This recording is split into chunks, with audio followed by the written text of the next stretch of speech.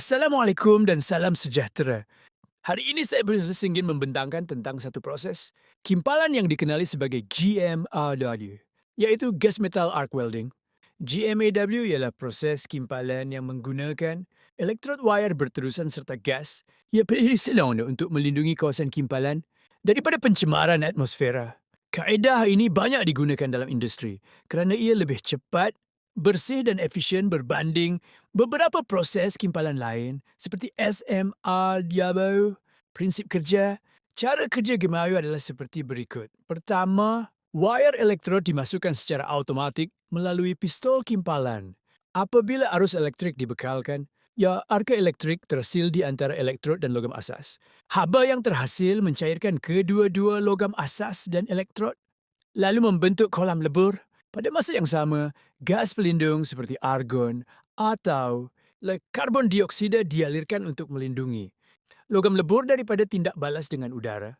Air ini memastikan hasil kimpalan yang bersih dan kukuh. Kelebihan Gemau.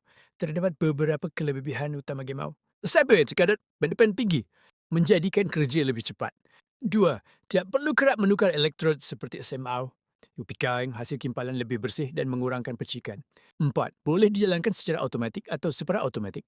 Kelebihan ini menjadikan Gemau sangat sesuai untuk kerja pengeluaran berskala besar. Peralatan GMAW, antara peralatan yang digunakan ialah mesin kimpalan, pistol kimpalan, wire elektrod, pemaju wire, silinder gas pelindung, pengatur tekanan, dan kabel dan penyambung, peralatan keselamatan. Setiap komponen penting untuk memastikan proses kimpalan berjalan lancar dan selamat. Jenis gas pelindung, gas yang biasa digunakan termasuk argon. Sesuai untuk logam bukan ferus seperti aluminium. Karbon dioksida, CO2, untuk keluli karbon, campuran argon plus CO2 untuk menghasilkan arka lebih stabil dan hasil lebih baik, kecacatan kimpalan dan pencegahan. Walaupun GMAW berkesan, beberapa kecacatan mungkin berlaku jika kawalan tidak baik. Watch, porosity, liang udara, berlaku kerana gas pelindung tidak cukup atau permukaan kotor. Bersihkan permukaan dan pastikan aliran gas cukup. 2. Lack of fusion, kurang lebur. Disebabkan arus terlalu rendah atau sudut pistol tidak betul, gunakan arus sesuai dan laras sudut pistol. iaitu incomplete penetration, penembusan tidak sempurna. Arus rendah atau jurang sambungan kecil. Tingkatkan arus dan gunakan jurang sesuai. Third spatter, percikan logam.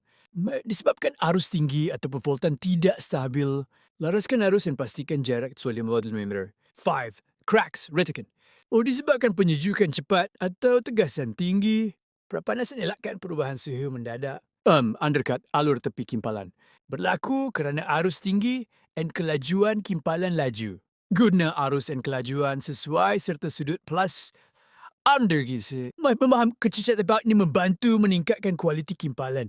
Kesimpulannya Jimau ialah proses kimpalan yang sangat efisien serta mampu menghasilkan kimpalan yang berkualiti tinggi. Dengan penggunaan wayar berterusan dan gas pelindung, syurmangkru pilihan yang utama hasil pioneer industri. Namun, parameter sebenarnya itu arus. Aliran gas dan sudut pistol perlu dikawal dengan baik bagi mengelakkan kecacatan. Saya akan menerangkan secara ringkas tentang herotan dalam proses gas metal arc welding atau GMAW. Herotan bermaksud perubahan bentuk pada logam selepas dikimpal. Ia berlaku seandainya logam mengalami pengembangan apabila dipanaskan dan pengecutan napalai menyuci.